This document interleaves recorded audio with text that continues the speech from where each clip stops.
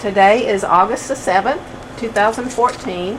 My name is Tanya Finchum, along with Alex Bishop, and we're in Grove, Oklahoma today to speak with, Ralph Weeks. Right. And this is part of our Oklahoma 100-Year Life project, so thank you for having us today. Let's start with having you tell us when and where you were born. I was born August the 10th, 1913 in Enterprise, Kansas, which is a small town east of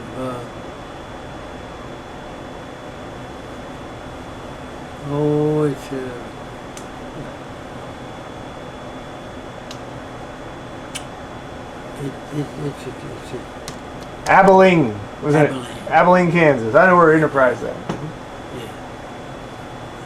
And what was the rest of that? That was it. What did your parents do for a living? Well, when I was old enough to worry about that, or consider that, I was in Independence.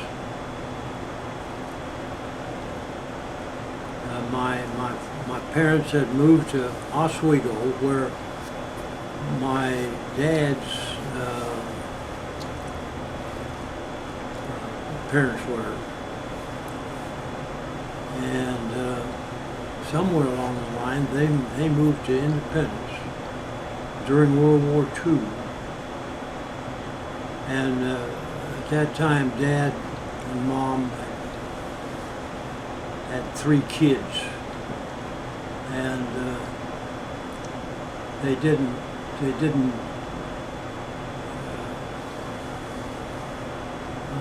draft people with 2 kids for fear of what might happen to the family.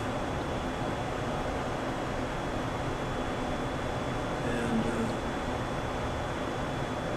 Dad worked for International Harvester Company, I think. And then he went to a farm near Parsons, Kansas, where his father and mother were. They were getting along in years and they couldn't act by themselves. So we moved to the country for about a year, and then Dad moved into Parsons as a Chamber of Commerce manager. And the rest was history for him. Did your mother work? No. My mother, yes, she worked, but not for salary. Okay. She had her hands full raising us 2 kids, or 3 kids. And by that time, they had another kid, my sister. And then later on, they had one more, a boy.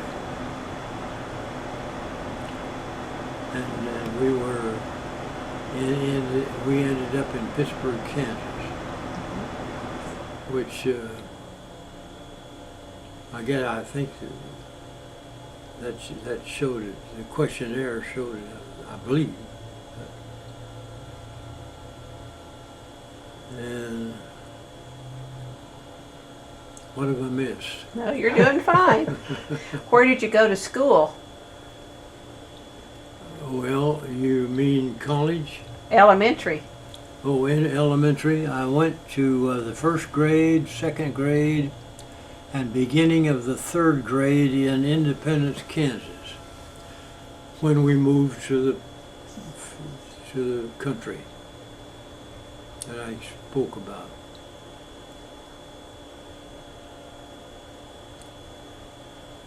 And are you interested in... Was that a very big school? Big school? Was it? Not into 3rd grade. It was not a country school. It was an independent school, Okay. city school. And back in those days, I could walk home perfect safety. And nobody would bother me. Down Laurel Street, I believe it was. And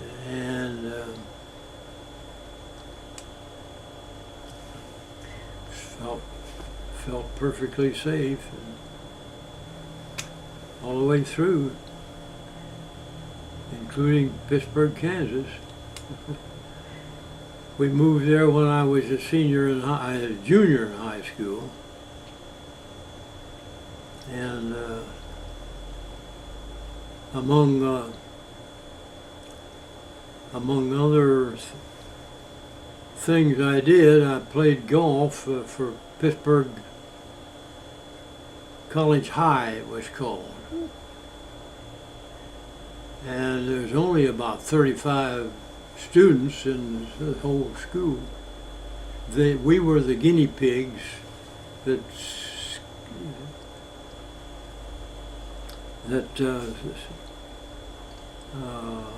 going to college high school, to they had to have some students to practice on, and really got a good education, because the students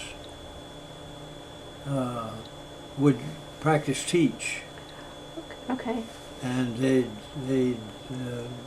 take their turns, and we had several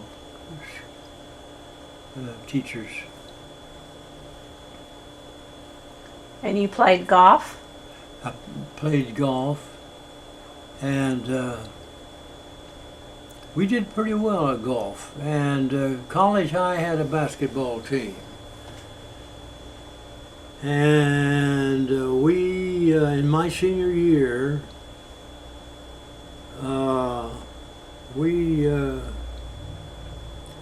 we got squared away, and we did all right in basketball. We didn't lose a game. Won all of our games, and that may sound like I'm bragging, but we went to the state tournament undefeated at Hayes, Kansas, and we won our first game out there, and we got knocked off the second game. And we were out. When you get beat on those state tournaments, you're out. You went home. And but we were really happy. Who beat you? Who beat you? Who beat you? Who? Bueller, I think the name of the team was. Bueller, Kansas. And what year was that? That would have been Oh boy. 31, 20, 30, 31. If you were born in 13 and you're 18, that would be 31. About that, I guess. Around in there. Did you play? Hmm? Did you play on the team? Yes. What position? Forward, left forward. Back in those days, when you made a basket, we'd walk back to the center part of the court and jump for the ball again. That there brings a story. That center they had in Bueller, they had a forward that guarded the forward, and he was 20 feet tall and an outreach of he wouldn't stop, and I practically got no shots, so I just quit trying and passed the ball to some of my teammates.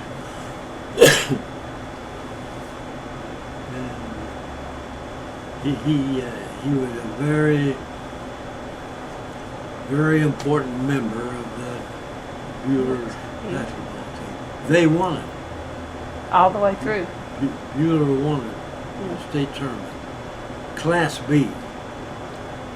That's judged on total enrollment. And our enrollment was small, that we were rated Class B. So those things would kind of stick with you. Well, did you have to work while you were in high school? Did you work while you were in high school? No, well, I didn't work in high school. But when I graduated from high school,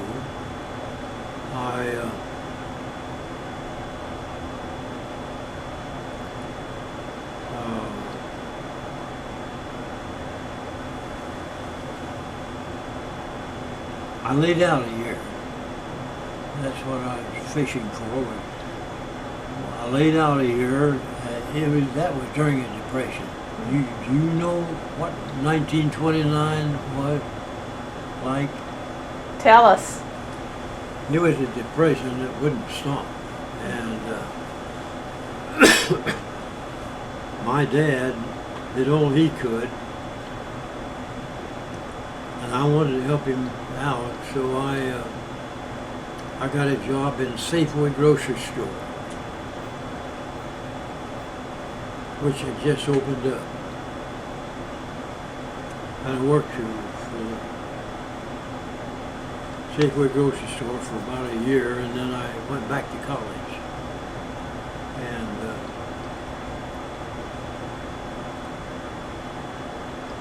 from there, my brother found me a job, helped find me a job in Wichita, Kansas, selling telephones house to house. And we were down on our knees begging people to take telephone service. And I worked 6 weeks without making a single sale. Finally, things started easing up.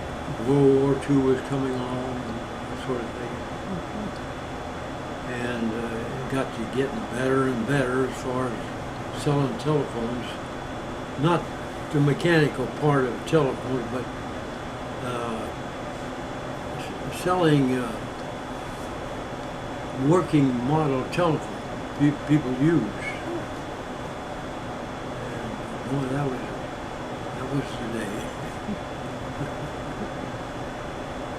And in the meantime, before we reached that point, me and some of my buddies played golf against Wichita and Pleasanton, Kansas,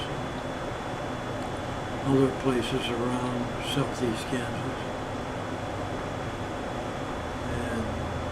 That was really fun. And I got up to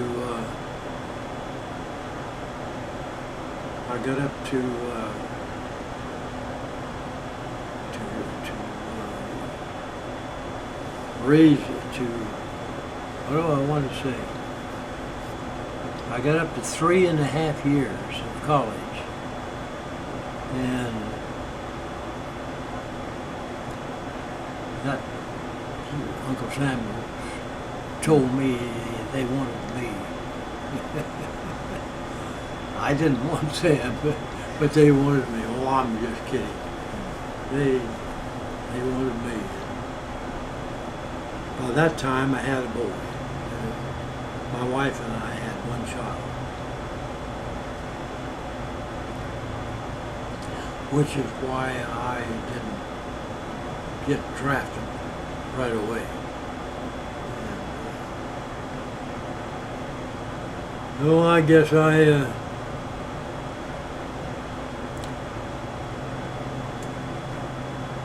made as much as I could out of my college years. From then on, things got better. At what college was that? What was the name of the college? Kansas State Teachers College. Okay. And the logo was a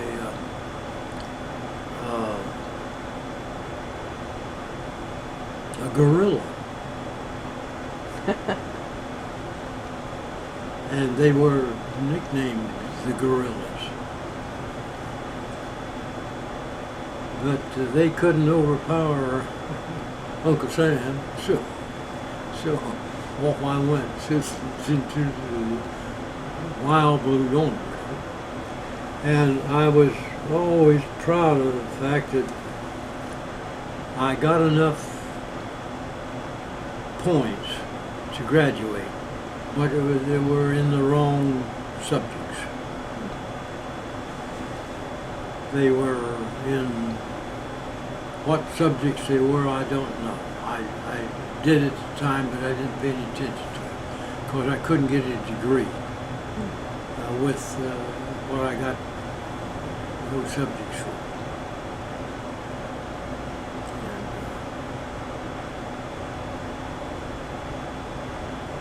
Were you planning to teach? Were you planning to teach? No, they had a very good curriculum that would give you a degree just like any teacher's college.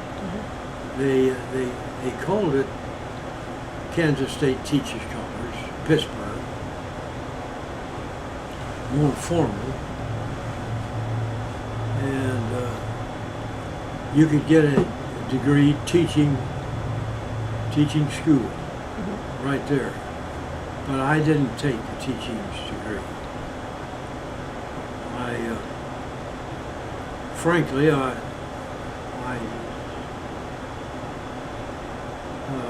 studied the first semester in college. I took engineering my freshman year. Engineering.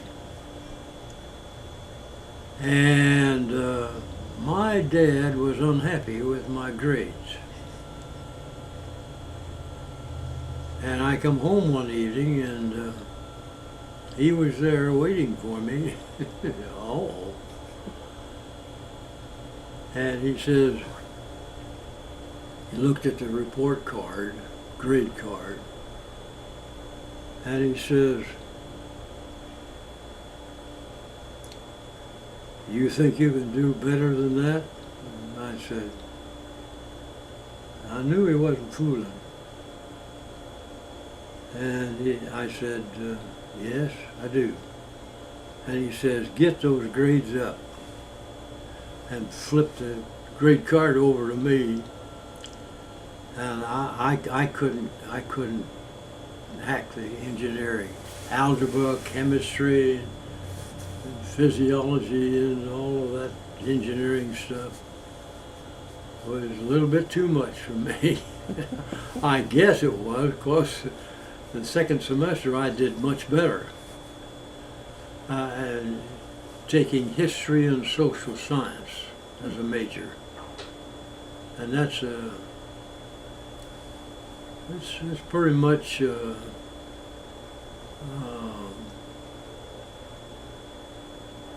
what is it? It's kind of a all-inclusive sort of a thing. It included economics and history and social science and the like. Mm-hmm. It helped me. It helped me plenty, but not in the engineering. I was going to go to South America and build bridges until the first semester hit me.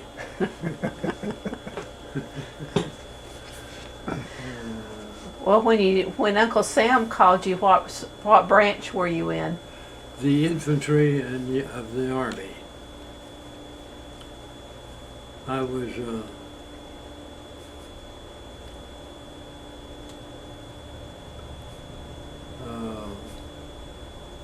I was just drafted into the service, and it was the Army. And by that time, I was pretty much along the line of 3.5 years of college.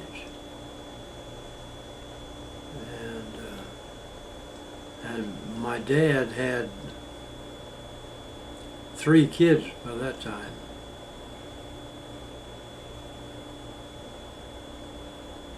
And I know it's pretty hard to correlate those things all together. But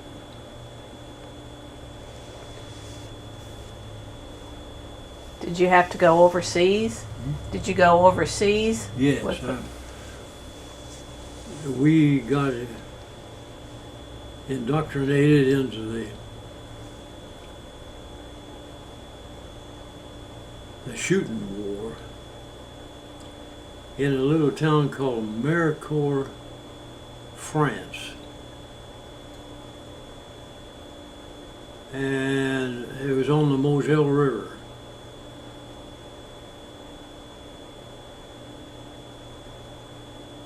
And I never will forget it because we hit those places I just named. The whole division was down there on the Moselle River, and they raised grapes for wine. And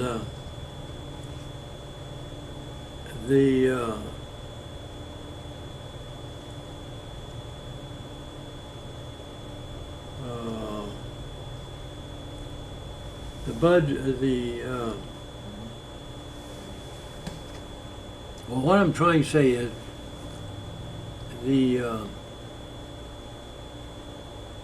here comes the Alzheimer's. It's a mortar. We were down in a big railroad bridge.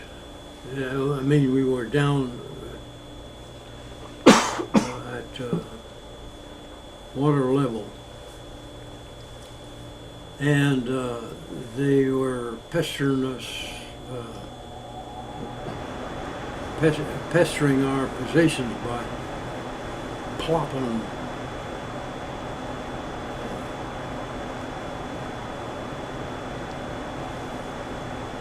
what did I say? Mortars? Mortar. Mortars. I need help. And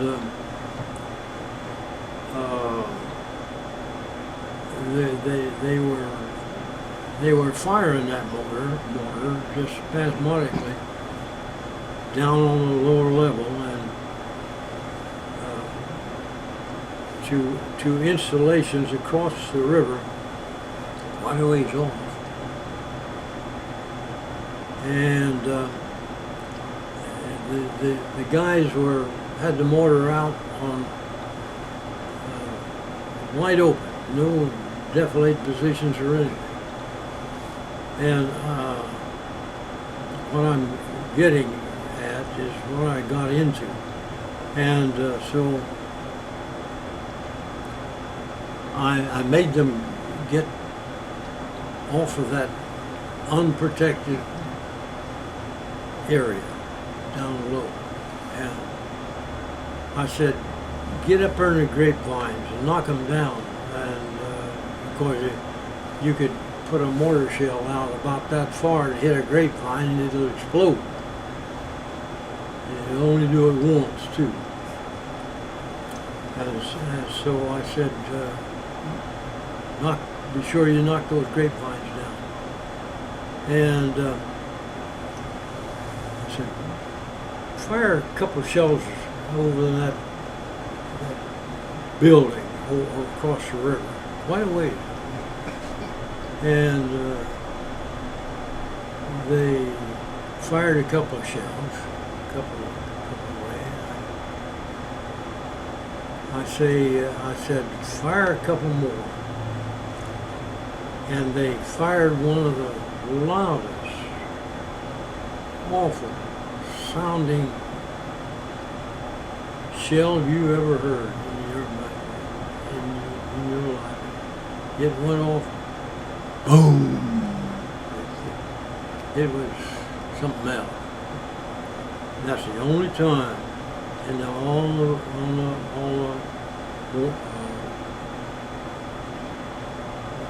river. That's the only time we fired those shells, those two shells. We had them, some more. Well, don't fire them around me. They're the loudest things I ever heard in my life. And that's all we had to fire. And I knew we had some new shells, but I didn't know what they were until the guys fired them. Well, from then on, it was walking. Walking. Yep. Never got into transportation again for the rest of the war. Well, I take it back. General,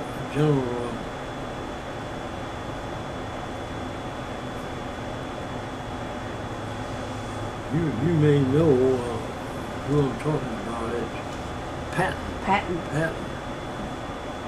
We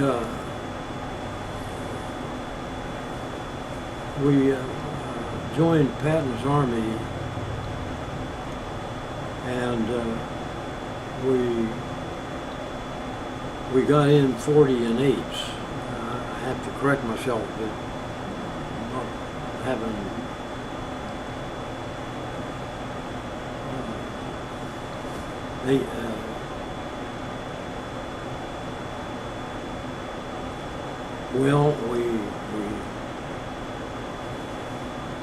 they had us on 40 and 8s. No. Yeah, 40 and 8s. A boxcar would haul 40 horses. 8 horses and 40 men. 8 Tommy, 40.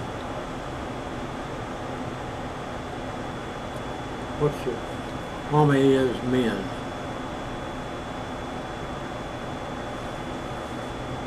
And they'd get us unloaded every once in a while, and we'd fire a few rounds and get back on the trucks and fire a few rounds. But the rest of the time we were walking. And had some near misses. But Patton, do you know who he is? Mm-hmm. A little. Patton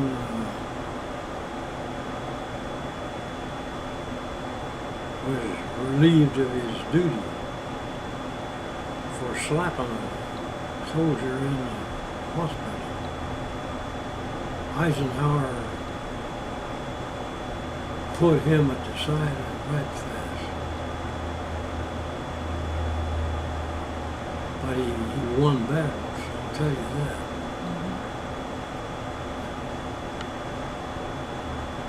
Mm-hmm. Well, I didn't win the war by myself. How long were you over there? Altogether, let me put it that way, altogether, I was drafted And in battle overseas and in Army of Occupation a year for a total of 3 years. Just about a third.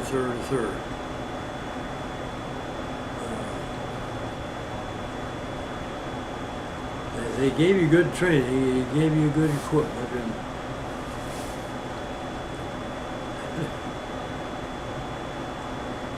and there was a big hill, almost a mountain. Well, like these hills around here.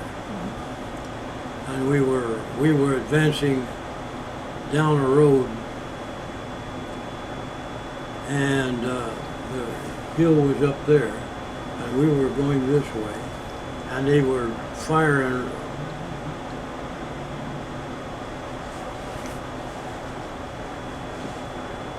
Mortar? Don't go away. And it was, they had to get over that hill. And they couldn't do it. And they were on the other side of the hill. Who, I don't know, but they were firing it up. And we were advancing. And they could get to the top of that hill, but they couldn't get over it, which would bring it down in the bottom of the hill. And if they had done that, it was blowing up trees at the top of the hill, and they couldn't get over it, and they were down here at the bottom. I thought, oh, hey,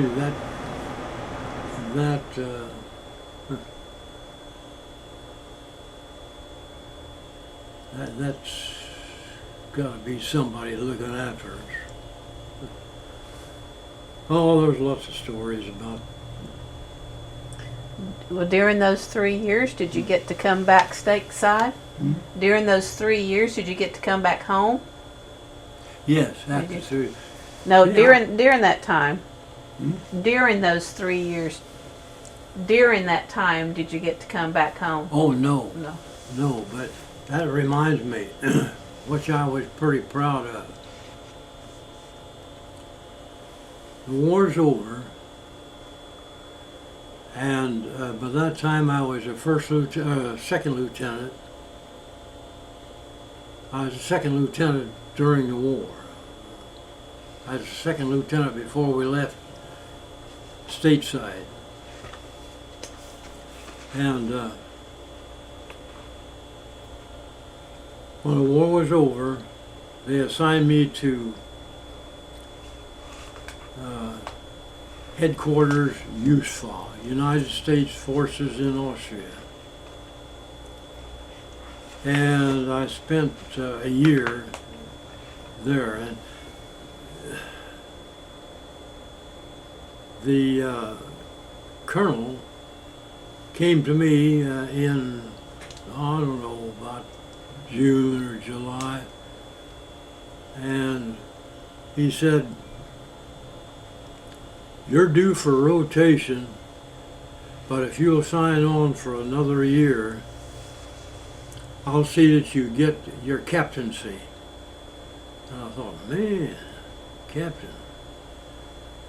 Well, by that time I'd been without contact with my son and my wife, and I said, "Well, thank you very much, sir. If I have any choice in the matter, I haven't seen my wife and my son and my folks, and I believe I want to go back home." But I could have been a captain. But they don't tell you how long you're going to stay in the Army either. They get things mixed up a little bit, I think.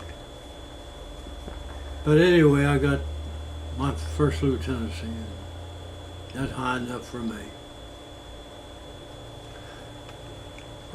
Going back, how did you meet your wife? How did I meet her? Mhm. At Pittsburgh Teachers College. Her father was a doctor, Dr. Scott, but he passed away before I met my wife. She got a degree in art, a teaching degree in art, and she got her degree. And I got 3.5 years, and Uncle Sam said he needed me. You're worse than teachers' college. So away I went. What was your first date? How did you court her? Did you go, can you talk about your first date? First date? Yeah, Gosh, I don't. taking you way back.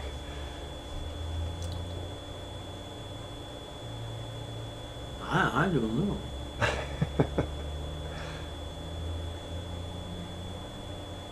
I don't know where I met her. It's probably at the teachers' college there on campus. Well, during the war, did she write you? Hmm? During the war, did you receive letters from her? Yes. They would give you a little rest period in 2 or 3 days, and you could write her and your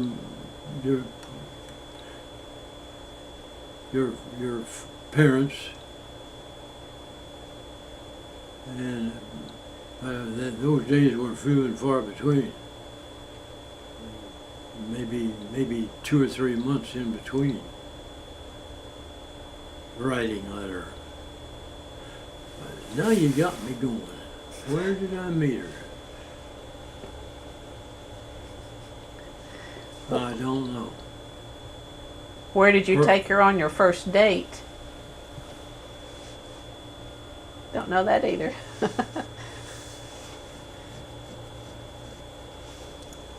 I sure don't. Well, what did you do after the war? Before the war, you said after, but before the war, I worked for the telephone company. And I sold directory advertising. You know, the ads that are in the directory. Mm-hmm. I sold directory advertising on a commission basis, and I did real well. And we were married by that time.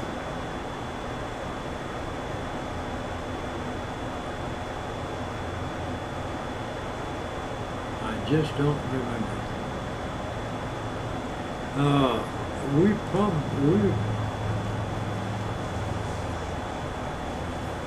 We spent a lot of time out of class at the College Inn. We'd get in there and get a table together, and several people, and chew the fat and go home. That was before selling directory advertising.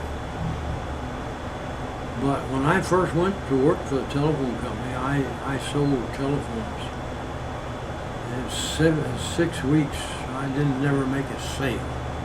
I got $11 a week.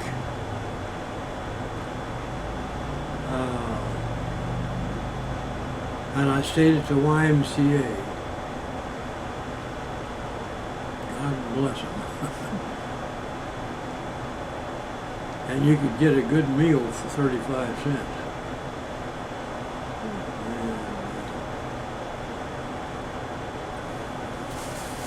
And we were married at that time.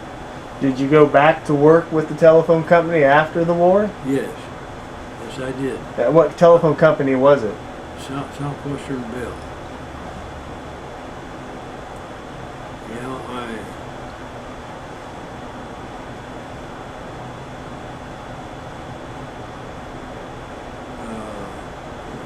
went, well, I didn't go back to work selling director advertising, let's put it that way. I got assigned to the division office, and they are committed to the federal government to hire employees that was drafted, to hire them back and give them their jobs that they had. Well, they did that more than that for me. They gave me some. They gave me some.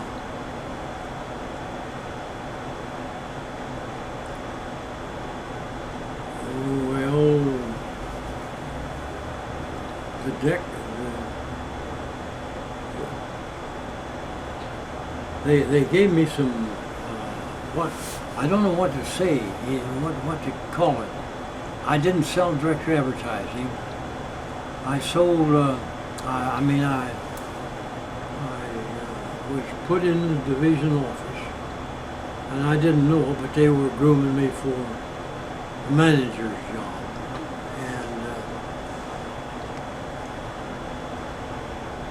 And as time went on, I began to smell a rat.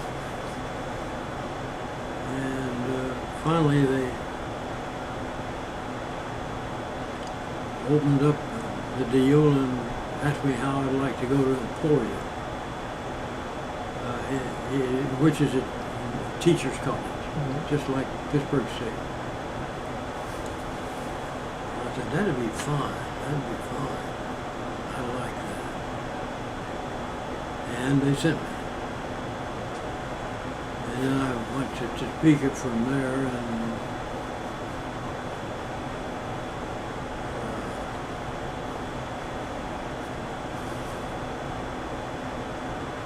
retired from the telephone company at that place.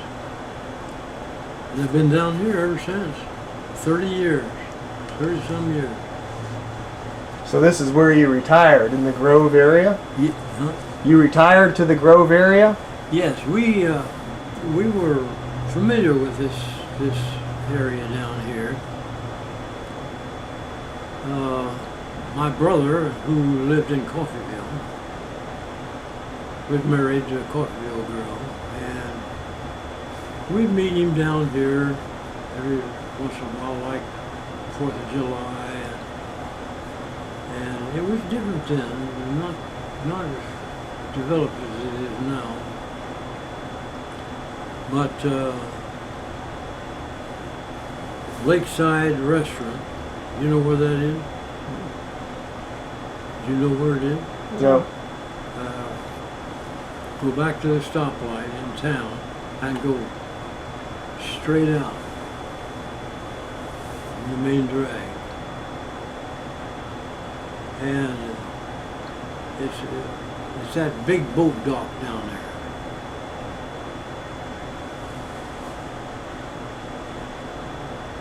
Now that I've given you the location, What were you going to tell us? You said you were going, you would meet your brother over there. yeah. And some other people from out of town would be there.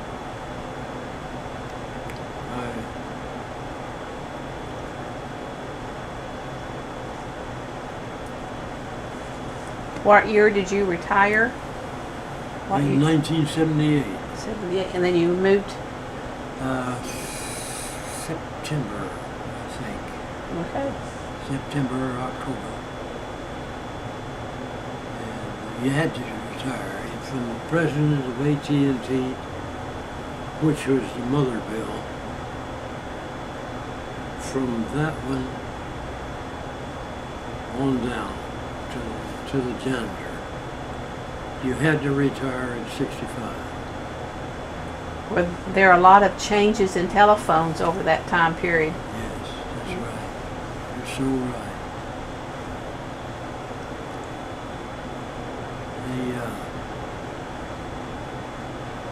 Tulsa has, Oklahoma City has remnants of the AT&T. It's AT&T now.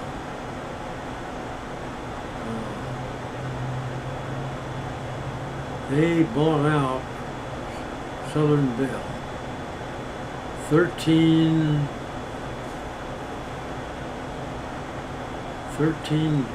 towns. Now that's not real estate, that's the telephone system of 13 towns. Added on to Southwestern Bell Holdings in Missouri, Kansas, Oklahoma,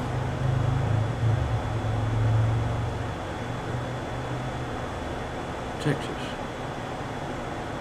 and MK&T. And they're the largest telephone company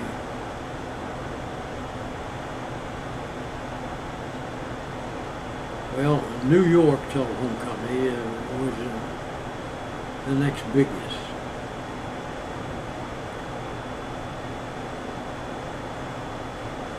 But, So what do you think of cell phones? cell phones, I think they're the greatest thing since sliced bread. I do. If somebody had told me that we'd had such a thing 30 years ago when I retired, I'd say you're out of your mind. But we talked last night over the telephone.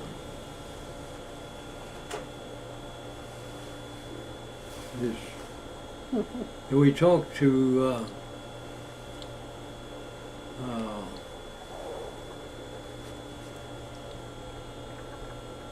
Hawaii last night, where we have two nephews. There's a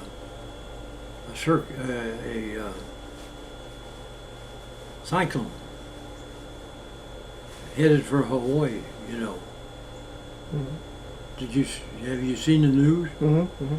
Okay, we talked to them in the midst of a hurricane.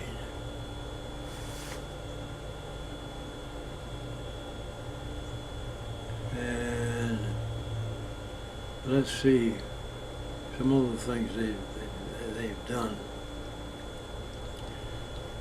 They didn't have cell phones. This is not a cell phone, but we can walk around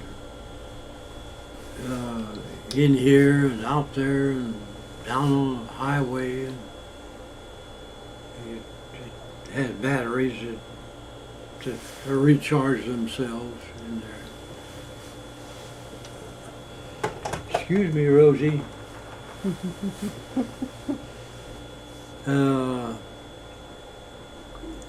When I was selling telephones house to house and had only making one sale in 7 weeks,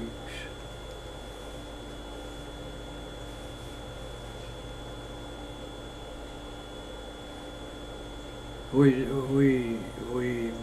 had the old-fashioned telephones on a cradle, and you'd dial. This we don't attach it to a wire.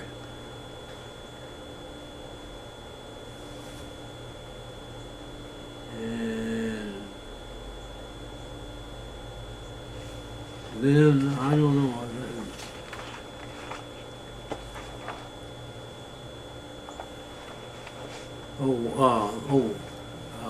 Satellite. I think it's a satellite that enables us to go outside and walk around and talk on it. Mm-hmm.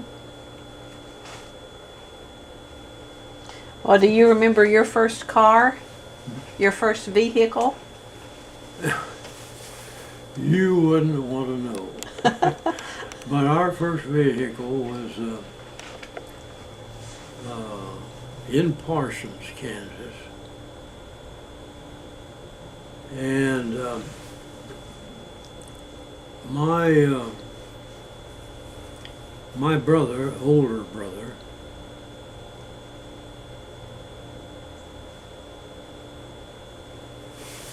he became friends. He was a coach of the YMCA, and he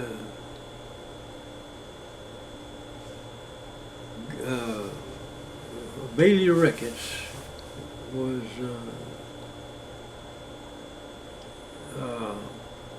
football coach at high school and junior college at Parsons. And I think his wife probably gave him an ultimatum that she's not going to ride in that Model T Ford. Anyway, he got rid of it through giving it as a gift to my brother. I didn't have the nerve to ask him how come, but I drove that thing mainly. You know what a Model T is? Mhm. Okay. I drove that thing myself mainly, and when you drive it at night, the faster you go, the brighter the lights get, and you're on magnetos. And he had parked it. My brother would, when I wasn't driving, my brother would park it in the field just over the fence from our place, which was inside the city limits. And then, well, I think we were about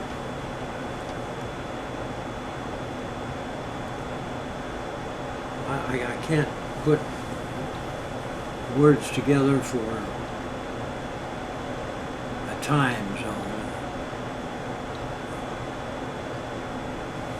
We run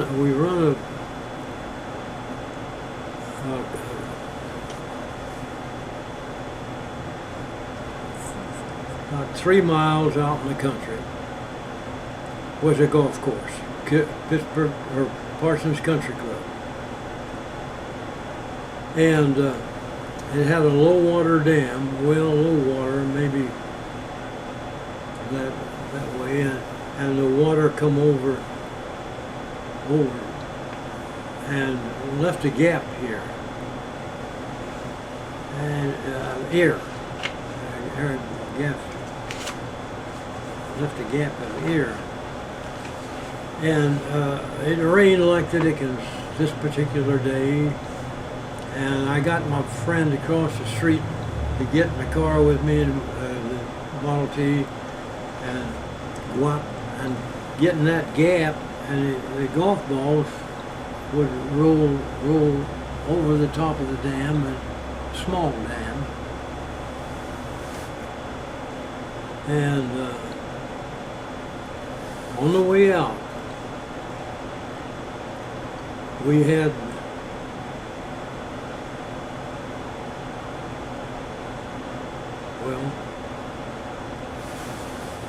we blew a tire out, let's put it that way. And here I am holding a steering wheel like this, and my friend across the street from it was sitting over here, and we had it wide open, pull the ears down, so to speak. We had it wide open to get to the country club. And the right front tire, blew out. And I don't remember anything except I was upside down, and my friend was laying across a barbed wire fence, and he wasn't hurt, I wasn't hurt,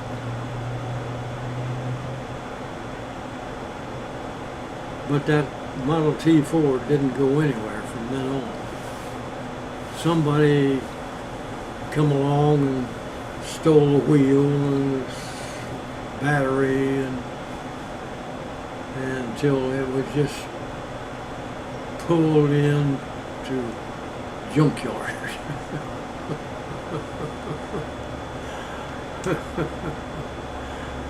And that was our first car.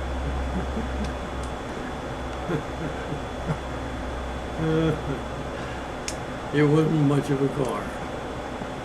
Oh, one time in the meantime, my brother talked me into going to Abilene, Kansas, where my mother's brother worked. And that was before the blowout on the tire. And he brought us back. Because I wasn't much interested in anything except getting back home, I'll tell you the truth. There's a lot of things I left out I can't remember. Well, did you ever think you would live to be 100? I really didn't. It didn't give me much thought, but once in a while I'd think about it.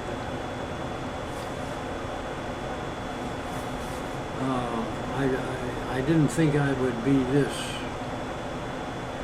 strong. Anyone else in your family lived to be 100? My mother Did she? lived to be just under 100. I mean by that, months.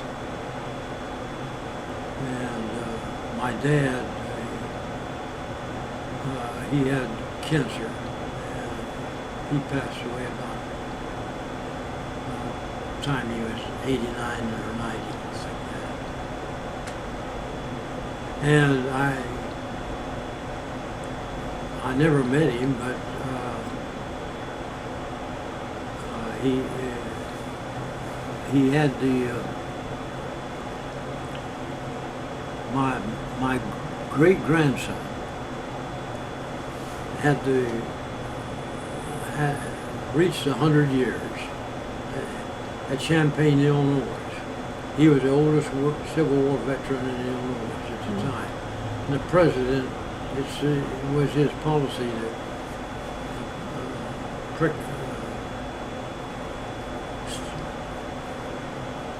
well, I want to say.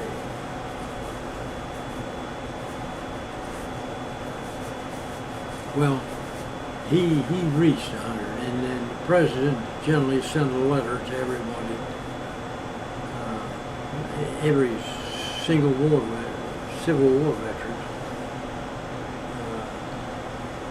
as they reached 100 years on their birthday. I didn't think really give it much thought. What was his name? Okay. What was his name? Your great grandfather.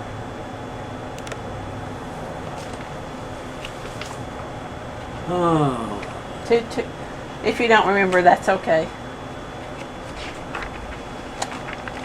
I sure don't. What do you think has contributed to your longevity? What's your secret? Secret? I really don't have a secret.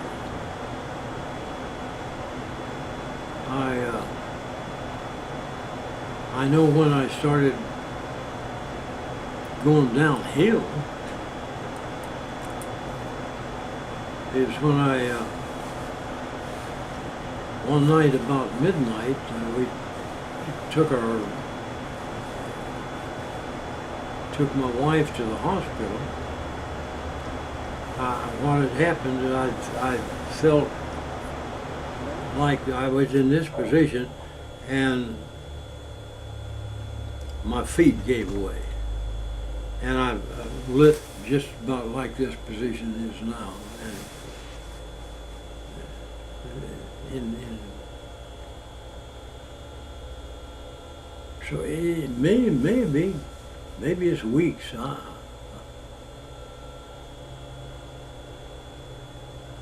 I never met him, of course. Well, why do you think you've lived so long? Darn if I know. Have you done anything, do you think, or anything that has contributed to your long life? No. I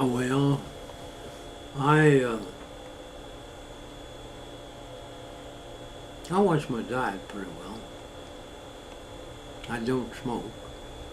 I gave up cigarettes and cigars and pipes and all that stuff back in 19.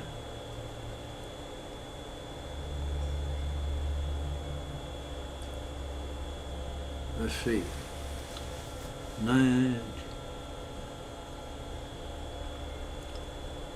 retired in 78, 1970, probably about 1965, a long time ago. I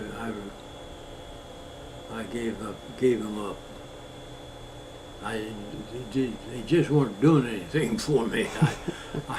I felt tired, and I knew they weren't. They began ballyhooing the fact that sell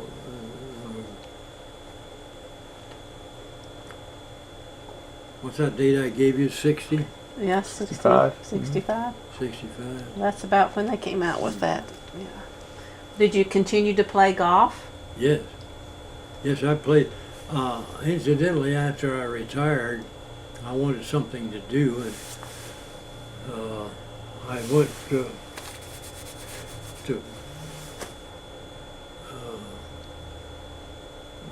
work.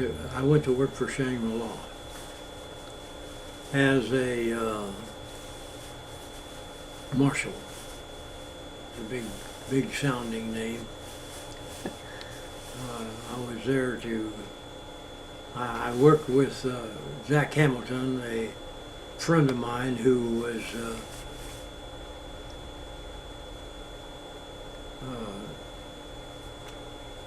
school principal over this right straight through here. I don't know how to explain that. It was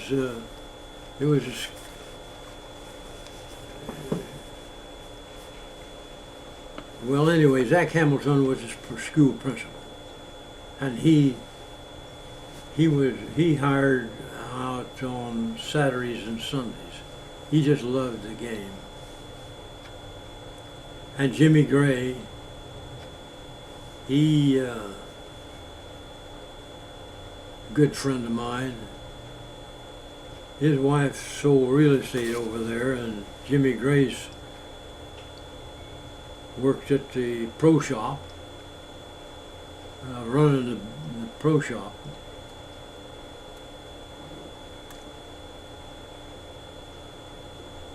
And I generally worked just, except for the summertime when things were hot and heavy. I worked hot and heavy. Well, that's your secret then. Play golf. Hmm? That's your secret. Play golf. Yeah. Did you ever get a hole in one? Yes, I got 2 of them in my life. Okay. That's I got several close ones, but I couldn't swing a club today. Mm. But Do you have can you explain like what's a typical day like for you today? today, And what time do you get up? What do you usually do? And what time do you go to bed? well, In the recent past, I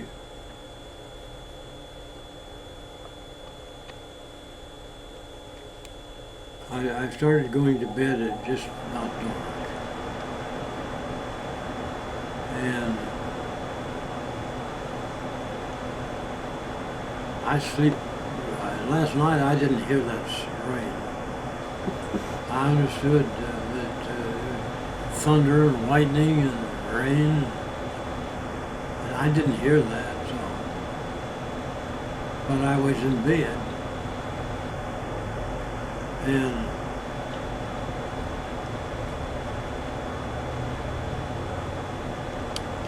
What time do you usually wake up? oh, 8, 9 o'clock. Haven't got anything else to do. What do you do during the day? What do you typically do during the day? During the day, Mm-hmm.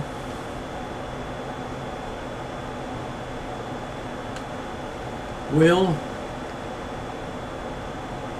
play solitaire and watch TV. And that's the reason why it don't bother me too much about the fact that I'm going into Never Land. I don't want to, but I'm going to.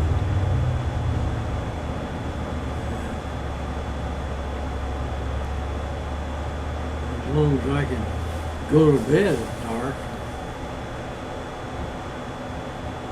get up at daylight or thereabouts, it gets kind of boring, you know?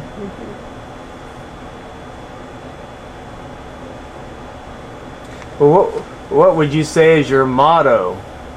What's your motto in life or philosophy? Do you have? You might want to. Do you have a philosophy or motto?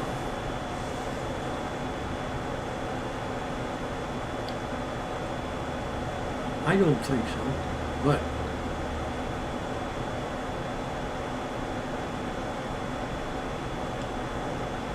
I don't know. I don't think I've got a motto.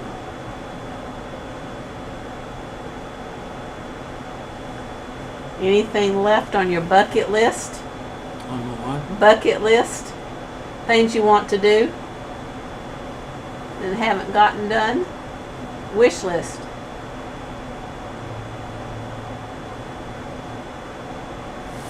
Old small things. Things that take a short time. We have the cemetery out here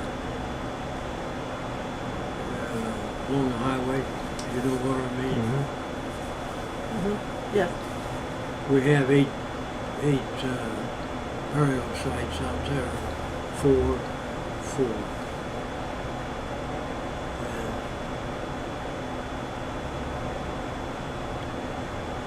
my grandson may use one of them. This little mutt right here.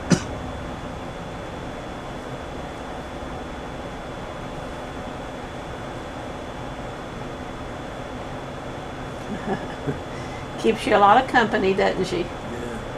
Yeah, that's her favorite spot, there and over there, my daughter. Well, how do you want to be remembered?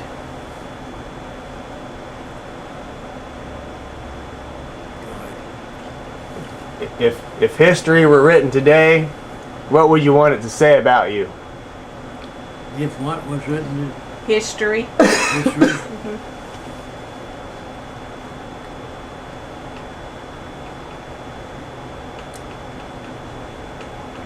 Well, I've been a church goer all my life.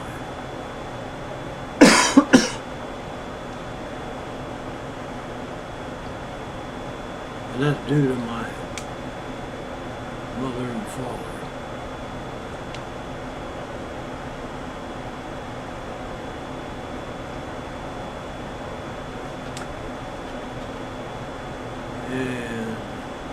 been away from it.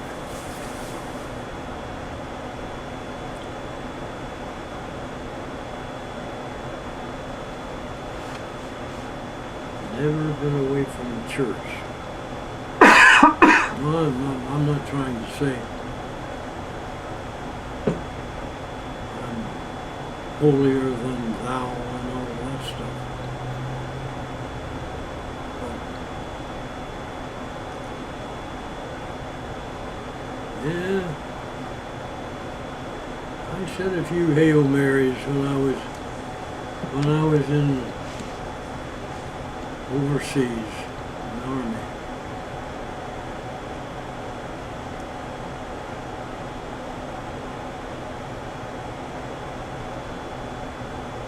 And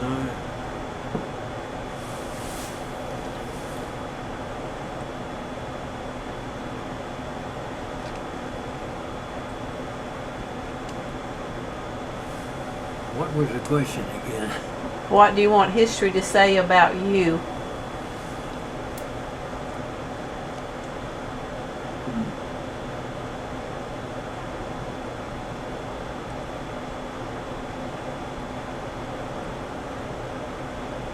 Well, I don't know. I think that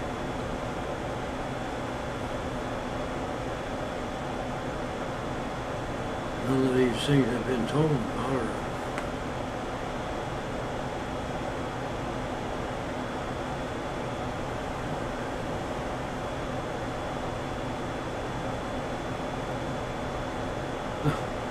I don't believe there's anything that I want history to believe about me other than